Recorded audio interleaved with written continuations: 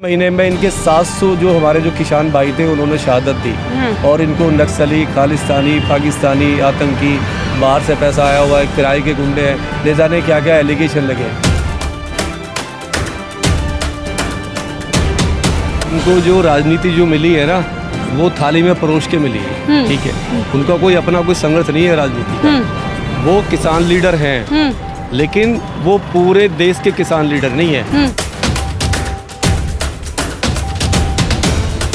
के इशारे पे काम कर रहा है, उसको देश से कोई मतलब नहीं है, उसको संविधान से मतलब नहीं है। और ये बहुत जिद्दी सरकार है, ये घुटनों पर आती है तब जब बड़ा आंदोलन होता है। था और वोटों को जो वोट थी उनको वो कैंसिल करना था। सीधी सीधी चोरी है, संविधान की हत्या की उन्होंने वहाँ पर। और सुप्रीम कोर्ट का जो जजमेंट आया उसमें जो किया है तो लोकतंत्र की हत्या।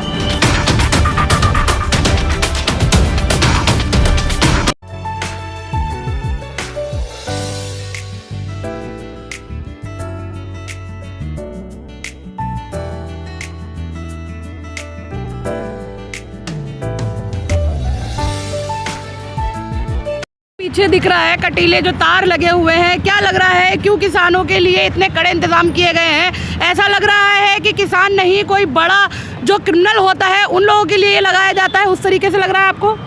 देखिए, मुझे आज़ाद भारत में पहली बार ऐसा लग रहा है कि मैं दिल्ली में ना होके एक पाकिस्तान के बॉर्डर या मतलब किसी चाइना के बॉर्डर पर खड़ा हुआ हूँ। जिस तरीके से मेरे पीछे ये बैरिकेड है, ये हमने दोनों चाइना के बॉर्डर पर देखा, पाकिस्तान के बॉर्डर पर देखा है, जो आए दिन हमारे जो देश पे हमला करते हैं और उनको रोकने के लिए होता है। लेकिन ये जो सरकार है, इसने अपने ही किसान भाइयों के लिए, हमारे लोगों के लिए, जो हमारे लिए रात दिन मेहनत करते हैं, हमारे देश को पालने के लिए, अपने किसानों को, जो हमारे जो किसान भाई हैं, पूरे रात दिन किसानों में मेहनत मतलब खेती करते हैं, खून पसीना बहाते हैं, ये उनको रोकने के लिए यहाँ पे एक मतलब बाड़ लगा दी है।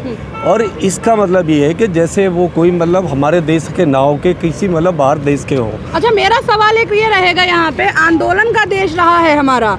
आपने देखा है कि हमेशा आंदोलन हुए हैं, गांधी जी ने आंदोलन किए हैं, बाबा साहब अम्बेडकर ने आंदोलन किए हैं, तो क्यों आज किसान आंदोलन कर रहे हैं तो उनके लिए इस तरह से किया जा रहा है? देखिए, आंदोलन से ही हमको उनसे ना अंग्रेज़ों से आज़ादी मिली थी। और कितने ही आंदोलन देश में हुए हैं। जब सरकारें गरीब आदमी की नहीं सुनती है, मजदूर की नहीं सुनती है, किसान की नहीं सुनती है, आदिवासियों की नहीं सुनती है, और जो बेरोज़गार है उनकी नहीं सुनती है, तो उनको कहीं ना कहीं रोड पे आना पड़ता है। लेकिन ये सरकार का काम है कि उनसे बात करे और जो उनकी वॉइस, जो उनकी मतलब डिमांड है, जायज़ डिमांड है, उन डिमांडों को मांगे। और लेकिन इस तरह से नहीं कि आप उन पे आंसू गोले छोड़ें, बाड़ लगा दें, तारबंदी करें। आप पूरा एक ऐसा फील करें कि वो इस देश के नागरिक ही नहीं है। और वो किसान के घर में पैदा होना एक बहुत बड़ा जुर्म कर दिया उन्होंने। अगर वो किसान के घर में पैदा हो गए हैं, तो हम इस देश की सरकार से अपील करते हैं कि जिस तरीके से आपने अभी जो हमारे 2-3 लोगों को अभी जो भारत रत्न का अवार्ड दिया है, स्वामीनाथन की जो रिपोर्ट है, उनको जो आपने अवार्ड दिया है भारत रत्न का, आपने केवल नाम के लिए अवार्ड दिया है। जो उनकी रिपोर्ट है, जो किसान, जो उन्होंने खेती में इतने बदलाव किए, एक क्रांतिकारी जो हरित क्रांति लेके आए वो स्वामीनाथन जी, उनकी जो रिपोर्ट पड़ी हुई है अभी, उस रिपोर्ट को आप क्यों नहीं लागू करते हैं? क्यों किसान आज रोड पर बैठा हुआ है? क्यों किसान को आप आंसू मतलब गोले बरसा रहे हैं उसके ऊपर में? और देखिए, हमारा देश ना लोकतंत्र है, हमारा देश ना संविधान से चलता है। हर आदमी आंदोलन कर सकता है, सरकार के खिलाफ रोड पे आ सकता है।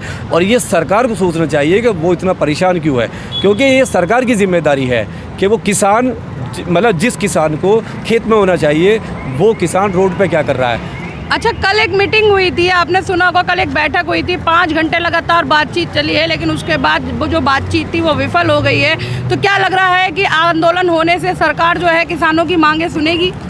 देखिए, ये सरकार है, ये सरकार बहुत जिद्दी सरकार है। पिछली बार भी इनको 16 महीने लगे, 16 महीने तक ये लोग रोड पे बैठे रहे पूरे इंडिया में। 16 महीने में इनके 700 जो हमारे जो किसान भाई थे उन्होंने शहादत दी और इनको नक्सली, खालिस्तानी, पाकिस्तानी, आतंकी, बाहर से पैसा आया हुआ है, किराए के गुंडे हैं, ले जाने क्या क्या एलिगेशन लगे। उसके बाद में जब देखा कि इलेक्शन आने वाला है, तो सरकार घुटने पाई और जो 3 जो काले कानून थे वो इन्होंने वापस लिए। तो हमारा ये कहना है कि आप इतना मजबूर क्यों कर रहे हो, क्यों उनको फिर मतलब 6 महीने बैठना पड़े किसान को। जो किसान अभी अपने खेत में होना चाहिए, अपने बच्चों के लिए जो ना हल चलाना चाहिए उसको, वो क्यों परेशान होगा, क्यों अपने वो पूरा खेती ख़त्म करके अपने बच्चों का मतलब हक मार के और वो यहाँ पे वो आ रहा है, यहाँ पे दिल्ली में क्यों आ रहा है। सरकार बिल्कुल भी किसी की नहीं सुनती है, ना वो किसान के साथ है, ना वो गरीब के साथ है, ना वो मजदूर के साथ है, ना वो बहन बेटियों के साथ है, ना वो जो हमारे बेरोज़गार भाई हैं उनके साथ है। अच्छा, जिस तरीके से ये रोकें लगाई गई हैं बॉर्डरों पे, आपने देख रहे हैं जिस तरीके से बैरिकेड लगाए गए हैं, तार लगाए गए हैं, एक तरीके से इसको इंडो चाइना बॉर्डर की तरह बना दिया है, तो क्या लग रहा है किसान दिल्ली में प्रवेश कर पाएंगे, आंदोलन कर पाएंगे? देखिए यही लोकतंत्र की हत्या है। हमने कभी भी इतने सालों में नहीं देखा कि किसी की भी सरकार ने किसी भी आंदोलन को इस तरीके से रोका हो कि एक चाइना जैसा आपने बॉर्डर बना दिया हो।